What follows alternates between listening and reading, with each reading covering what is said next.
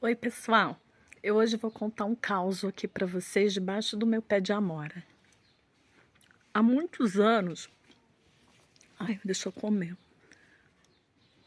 Há muitos anos atrás, lá na cidade do Rio de Janeiro, numa rua bem pertinho do cemitério,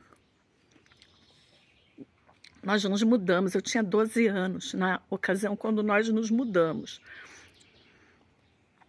para uma casa de vila.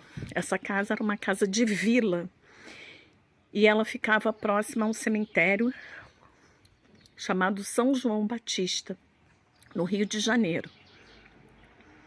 Aliás, esse caos que eu vou contar aqui agora, se é que vai dar tempo de contar, né? Por causa do tempo que fica aquela rodinha. Esse caos que eu tô contando aqui agora, se vocês procurarem naquele canal Assombrados da Ana Paula e do Matheus, vocês vão ver que eu já contei lá. O título é Minha Casa Tem Fantasmas e Elementais. É o título, Minha Casa Tem Fantasmas e Elementais. Aquele caos que ela conta, porque ela não pode falar nome, né?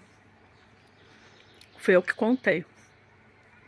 Então, eu tinha 12 anos, nós nos mudamos para uma casa de vila. E eu fiquei tão feliz na época, era uma casa grande, sabe? E nessa vila morava uma amiga de colégio, de infância, e a gente ia ser vizinha, nossa, super legal. O mais legal também era que o meu vizinho do lado da outra casa era um coveiro. Eu não posso falar os nomes, né? É melhor não falar. Mas enfim, era uma casa de vila, né? Moravam portugueses, e era uma casa muito grande, muito legal. E aí eu me lembro que um dia eu e essa amiga de colégio, de infância, tivemos a grande ideia de fazer a brincadeira do copo. Sim, a brincadeira do copo. E na ocasião, minha mãe estava começando a sair das religiões de matriz africana, de Umbanda, e frequentar igreja evangélica. Então, tudo era proibido. Aí eu me lembro que nesse dia a gente fechou a porta do quarto, né? E começamos a evocação lá, fizemos uma reza e tal. Aí a gente estava ali conversando com um espírito que se dizia chamar Matias. Ele falou que o nome dele era Matias. Eu tô encurtando a história, tá? E a minha mãe, quando a minha mãe ficou esmurrando, abre essa porta, vocês estão fazendo feitiçaria, que não sei o quê. Eu tô procurando amora pra comer, gente. Aí ela pegou, acabou entrando. E a gente acabou com a nossa brincadeira. Galera, depois desse dia foi que tudo foi por água abaixo. Acreditem, essas brincadeiras, o Wilja, esses trecos abre portal. Mas abre mesmo. Gente, passado um tempinho depois do que nós fizemos essa brincadeira, não foi logo no dia seguinte, mas ninguém mais na casa dormia em paz. Por exemplo, às vezes eu estava deitada dormindo e eu era acordada com alguém beijando a minha boca. Chegava a fazer assim, ó. Puxava o beiço da gente. Eu acordava assim, minha mãe acordava assim, meu pai acordava assim, até pessoas que iam dormir lá na nossa casa vinham depois relatar, ai, fulano, como um primo meu. Esse meu primo um dia chegou, ele foi morar lá com a gente. Aí eu tava na cozinha conversando com a minha mãe, meu primo chegou e falou, nessa safada, você beijou na minha boca enquanto eu tava dormindo. Eu beijar tua boca, tá louco, Eca? Aí o meu primo pegou e falou assim, mas alguém beijou minha boca e fez assim, ó. Deu até estalo. Aí minha mãe e eu, nós nos olhamos, eu falei assim, aí ó, o espírito beijoqueiro. Sim, tinha um bagulho lá que beijava a boca dos outros. E um dia minha mãe acordou no meio da tarde, ela tem mania de dormir de tarde. Ela acordou com esse bagulho beijando a boca dela. Gente, ela disse que quando abriu o olho, era uma velha com o cabelo todo branco. E eu crente que era algum príncipe encantado do mundo espiritual.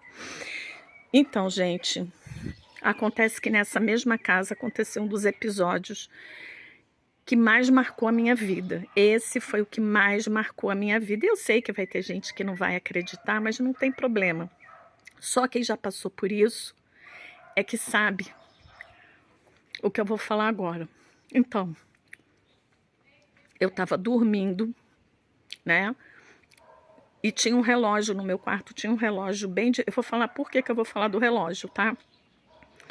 Aconteceram várias coisas nessa casa. Eu tô contando dois episódios, do espírito beijoqueiro e esse que eu vou relatar agora, que foi o que mais marcou a minha vida.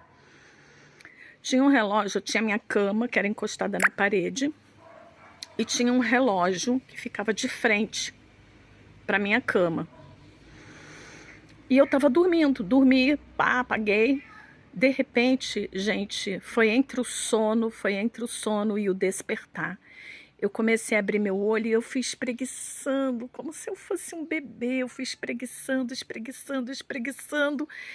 Quando eu abri meu olho, gente, uma mulher desse tamanhinho assim, ó, do tamanho desse polegar, juro, uma mulher do tamanho do meu polegar, batendo asas de libélula, bem na ponta do meu nariz. Ela estava na ponta do meu nariz, eu juro, pelos meus 2 olhos que um dia a terra há de comer, eu juro pelo meu dom de ver, eu juro pela minha vida, aquela mulher estava ali na minha frente, batendo asinha, e eu só tive tempo de... E ela fez assim, ó, e jogou um pozinho amarelo no meu nariz.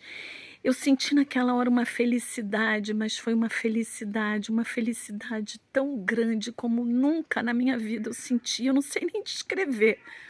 Foi uma felicidade assim que eu nunca mais senti na minha vida. Foi algo indescritível. Tô esperando os macaquinhos. Aí eu saí correndo, fui na cozinha. Ah, tá, o relógio. Aí quando eu abri, que eu olhei assim pro relógio, tava marcando 7 horas, 7 em ponto. E eu só disse assim, uma fá.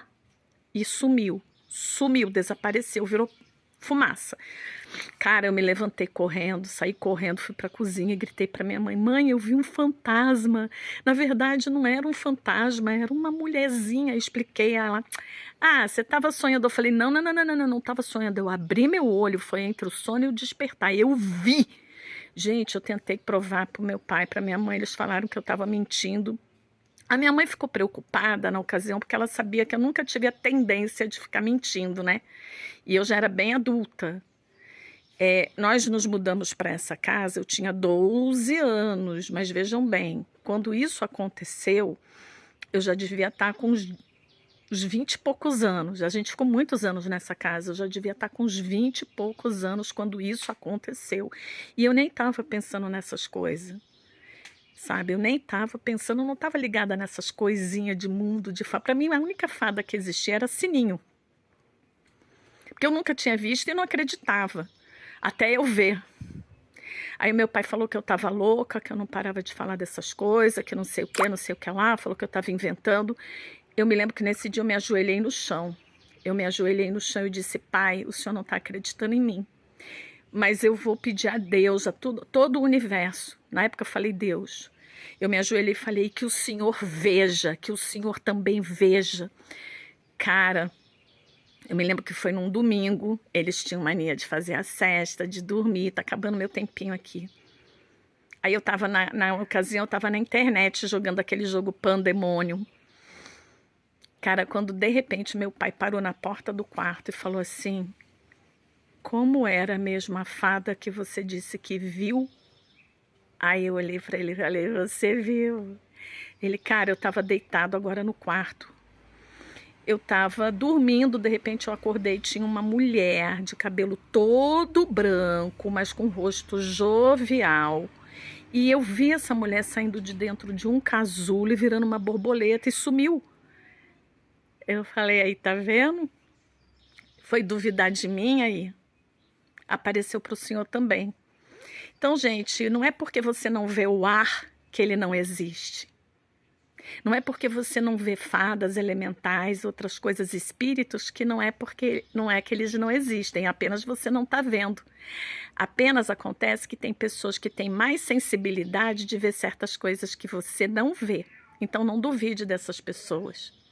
Nessa casa aconteceu muita coisa e eu vou tentar contar ao longo do tempo. Mas essa minha história está lá nos Assombrados. Minha casa tem fantasmas e elementais. Tudo de bom.